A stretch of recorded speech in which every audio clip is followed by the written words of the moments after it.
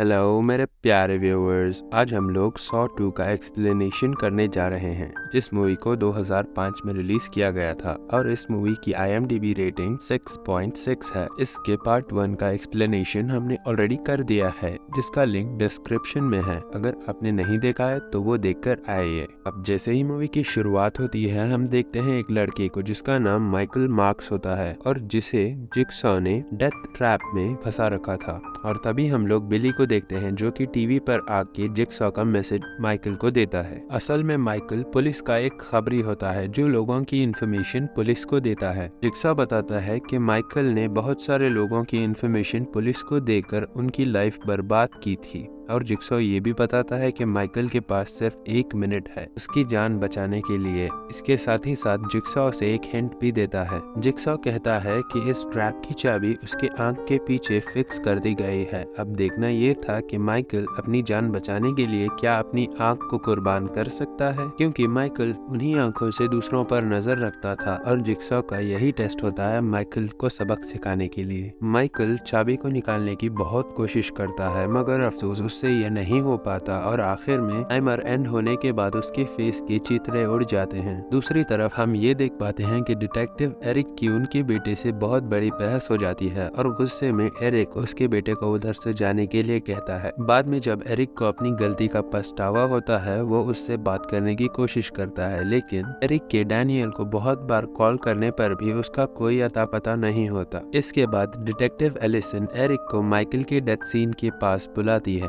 क्योंकि माइकल ने एरिक के लिए उधर एक नोट छोड़ा होता है। यहाँ पर हमें ये पता चलता है कि माइकल किसी और का नहीं, एरिक का ही खबरी होता है, क्योंकि लोगों की इन्फॉर्मेशन एरिक तक पहुँचाता था। इसके बाद एरिक को मास्क पर लगे हुए लोगों को देखकर उसे ये पता लग जाता है कि ये मास्क किधर बनता है और वो दूसरे डिटेक्टिव के साथ जिगसॉ की एग्जैक्ट लोकेशन पता कर लेता है, जहाँ पर हम लोग देखते हैं जिगसॉ को, जो कि बहुत ही कमजोर हालत में उधर बैठा होता है। यहाँ आने के बाद इन सबको एक बात तो क्लियर हो जाती है कि इन्होंने जिगसॉ को नहीं ढूंढा। असल में जिगसॉ ने अपनी स्मार्ट प्लानिंग के जरिए इनको इधर बुलाया है अपनी ट्रैप में फंसाने के लिए, और वहाँ इन्हें सेटअप मॉनिटर्स में लाइव CCTV की फुटेज भी दिखाई देती है, जहाँ पर एरिक को उसका बेटा डैनियल दिखाई देता है और उसके साथ और लोग भी दिखाई देते हैं, जिनको जिगसॉ ने एक पॉइजनस गैस से भरे हुए रूम में लॉक किया होता है। और इन लोगों के पास मैक्सिमम सिर्फ 2 घंटे ही बचे होते हैं, वरना ये लोग इधर इस पॉइजनस गैस में मर भी सकते हैं। इधर जिगसॉ एरिक को एक इम्पोर्टेंट बात बताता है। जिगसॉ ये कहता है कि अंदर जितने भी लोग बंद हैं, कभी एरिक ने उन्हें ही झूठे केसों में फंसाकर जेल भिजवाया था, और ये सब एरिक ने माइकल के थ्रू करवाया था। अंदर जितने भी लोग हैं उन्हें ये नहीं पता होता कि डैनियल एरिक का बेटा है, वरना वो लोग इसे मार देंगे। सो एरिक को कहता है कि अगर वो चाहे तो अपने बेटे को बचा सकता है, मगर ऐसा तभी होगा जब एरिक जिगसॉ के गेम के रूल्स को फॉलो करेगा। जिगसॉ के गेम के रूल्स बहुत ही सिंपल होते हैं, बस जिगसॉ जो भी कह रहा है उसे बहुत ध्यान से सुनकर समझना होता है। अब रूल के अकॉर्डिंग जिगसॉ एरिक से अकेले में बात करने के लिए कहता है। अब बात करने के दौरान एरिक को ये पता चलता है कि जिगसॉ एरिक के बारे में बहुत कुछ जानता है, जैसे कि आज से 5 साल पहले एरिक एक पुलिस ऑफिसर हुआ करता था, जो कि अपने कैदियों को बहुत बुरी तरह से मारता था ताकि वो अपना जुर्म कबूल कर ले। और एक बार पूछताछ के दौरान उसने एक कैदी के तो दांत भी तोड़ दिए थे, और तो और एरिक कैदियों को जेल पहुंचाने के लिए झूठे सबूत भी तैयार करवाता था। और जिगसॉ बताने लगता है कि लोगों को अपनी लाइफ की इम्पोर्टेंस पता ही नहीं है और उनमें सर्वाइवल स्किल्स ही नहीं है जब तक वो अपनी मौत को सामने से ना देख लें, जैसे कि एरिक अपने बेटे के लिए अभी फील कर रहा था। जिगसॉ को ये भी पता होता है कि इंसान में बहुत ही ज्यादा तकलीफ झेलने की सलाहियत होती है, और इससे ये इन लोगों को अपनी लाइफ की इम्पोर्टेंस दिखाना चाहता है। पर सिर्फ फर्क इतना है कि जिगसॉ ने सही काम करने का रास्ता गलत चुन लिया था। और तो और जिगसॉ एरिक को एक निशान के बारे में भी बताता है, जो निशान वो उन लोगों पर लगाता था जो कि जिगसॉ के गेम में सरवाइव नहीं कर पाते थे। दूसरी तरफ सारे कैदी ये पता लगाने की कोशिश कर रहे थे कि वो लोग इधर पहुंचे कैसे थे, पर इधर कोई एक दूसरे को जानता नहीं है। तलाशी के वक्त अमेंडा को टेप रिकॉर्डर मिलता है, जिसे चलाने पर इन लोगों को ये पता चलता है कि इनके पास सिर्फ 2 घंटे हैं जब तक ये लोग उस पॉइजनस गैस की वजह से मर न जाएं। जिंदा जिंदा रहने के लिए उन्हें रूम में छुपा एक एंटीडोट ढूंढना था, जिसका कोड जिक्सा उन्हें एक पहेली के रूप में बताता है। जिक्सा ये कहता है कि कोड सभी के दिमाग के पीछे है, वो भी एक रेनबो के फॉर्म में। तो और जिक्सा ये भी कहता है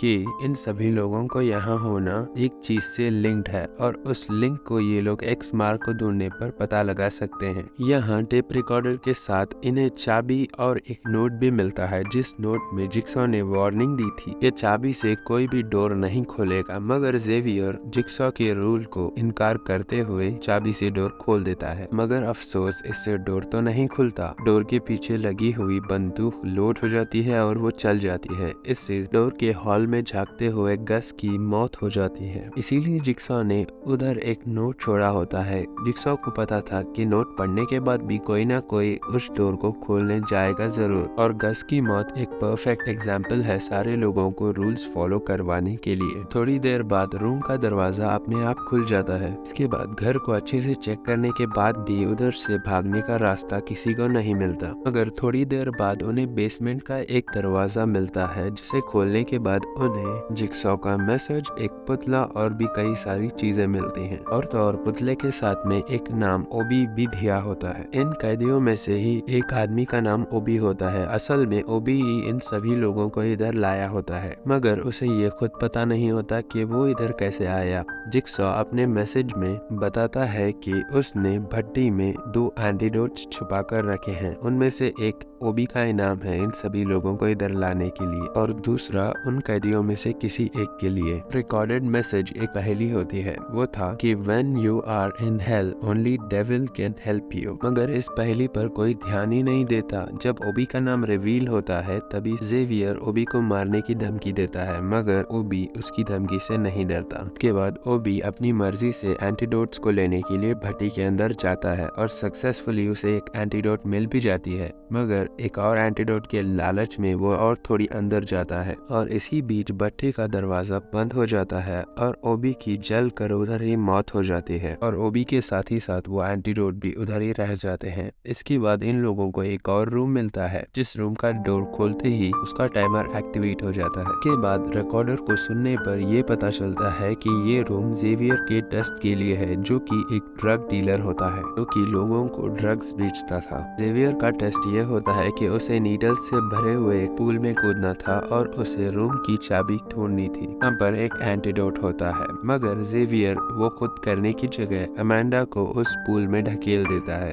इसके बाद अमेंडा बहुत ज्यादा ट्राई करती है। ट्राई करने के बाद अमेंडा को की मिल भी जाती है, मगर जब जेवियर डोर खोलने जाता है टाइम आउट हो चुका था, इसीलिए वो डोर हमेशा के लिए लॉक हो जाता है। अब इसके बाद सबसे अलग होने के बाद जेवियर रूम नंबर 1 में वापस से जाता है, जहाँ पर उसे बॉडी की नेक पर एक नंबर दिखाई देता है। जेवियर ने जिक्सा की बताई हुई पहेली को सॉल्व कर लिया होता है। असल में जिक्सा ने सभी की गर्दन के पीछे निम्बो के फॉर्म में एक नंबर लिखा होता है, जो कि लॉकर को खोलने का सीक्रेट कोड था। इसीलिए जेवियर उधर पड़े हुए आदमी को मार देता है और वो कोड ले लेता है। इसी दौरान सभी लोगों को ये पता चलता है कि ऐसी क्या बात है जो इन सब लोगों को जोड़ रही है। वो ये है कि यहाँ डैनियल के अलावा सभी लोग जेल जा चुके हैं और इन सभी लोगों को झूठे सबूतों के द्वारा जेल पहुंचाया गया था, और इन सभी लोगों को जेल पहुंचाने वाला कोई और नहीं, डैनियल का फादर एरिक होता है। जब जेवियर को ये बात पता चलती है तब वो डैनियल को ढूंढने निकल जाता है। दूसरी तरफ एडिसन को एक रूम में एंटीडोट दिखाई देता है, जो कि एक टैंक में रखा होता है। एडिसन रिकॉर्डर को इग्नोर करते हुए एंटीडोट को लेने के लिए उस टैंक में अपने हाथ डाल देती है, और अफसोस वो उधर ही फंस जाती है और वेन्स कटने की वजह से उसका बहुत ब्लड लॉस भी होता है। अगर वो रिकॉर्डर को सुन लेती तो उसे शायद पता चलता कि उस टैंक की चाबी किधर है और शायद उसकी जान भी बच जाती। एडिसन की चीखों से जेवियर वहां पहुंचकर उसे ढूंढ लेता है और उसका कोड लेकर उसे उधर ही मारने के लिए छोड़ देता है। थोड़ी देर बाद पॉइजन की वजह से एक लड़की की डेथ भी हो जाती है। अब इतने सारे लोगों के पास से कोड कलेक्ट करने के बाद जेवियर डैनियल की तलाश में निकल जाता है। वहीं एरिक अपने बेटे की जान खतरे कमरे में देखकर अपने होश खो बैठता है और जिक्सॉ को बहुत जोर जोर से पीटने लगता है और जिक्सॉ से उस जगह का पता मांगता है और जिक्सॉ उसे एग्जैक्ट लोकेशन पर ले जाने के लिए तैयार हो जाता है, लेकिन जिक्सॉ एक शर्त रखता है कि अगर एरिक उधर जाएगा तो वो अकेले जाएगा। इधर जेवियर डैनियल का पीछा करते करते एक बाथरूम में चला जाता है।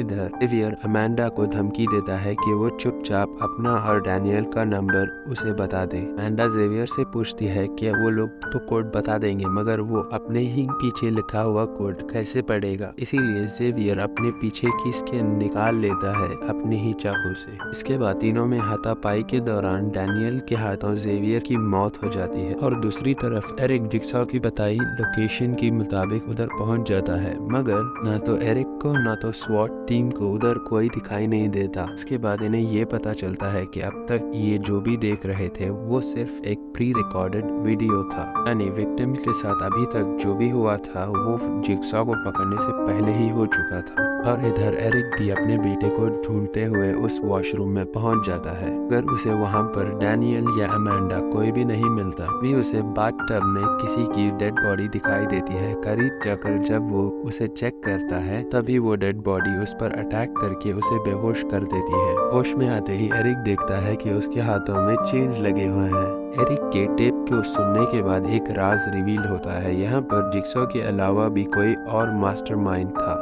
ये कोई और नहीं, पार्ट 1 की अमांडा ही होती है जिसने जिक्सॉ के ट्रैप से अपने आप को आजाद किया था। इस सब के पीछे अमांडा का सिर्फ एक ही मकसद होता है, वो था एरिक से बदला लेना, क्योंकि अमांडा ने ड्रग्स लेना छोड़ दिया था। मगर एरिक ने अमांडा को झूठे सबूतों के बिना पर जेल पहुंचा दिया था, जहां वो दूसरे कैदियों के साथ ड्रग्स लेना स्टार्ट कर देती है और उसे फिर से ड्रग्स की लत लग जाती है। असल में एरिक ने अमांडा की लाइफ बर्बाद की होती है, पर जिक्सॉ ने उस पर से ड्रग्स की लत को हटाकर उसे नई जिंदगी दी और उसकी लाइफ की इम्पोर्टेंस को सिखाया। इसी से इंस्पायर्ड होकर अमांडा जिक्सॉ के अंडर काम करने लगती है, पर इसका पहला शिकार एरिक होता है और वो खुद जानबूझकर उन कैदियों में शामिल हुई होती है। और जिक्सॉ ने एरिक को ये भी बताया था कि उसका बेटा बिल्कुल सेफ जगह में और उसका इसी तरफ इशारा था। और अमांडा एरिक को हमेशा के लिए गेम ओवर कहकर दरवाजा बंद कर देती है और जिक्सॉ की इविल स्माइल के साथ इस मूवी का भी एंड हो जाता है। और अगर आपको ऐसी ही मूवीज का एक्सप्लेनेशन सुनना है तो हमारे चैनल को सब्सक्राइब कीजिए। Thanks for watching.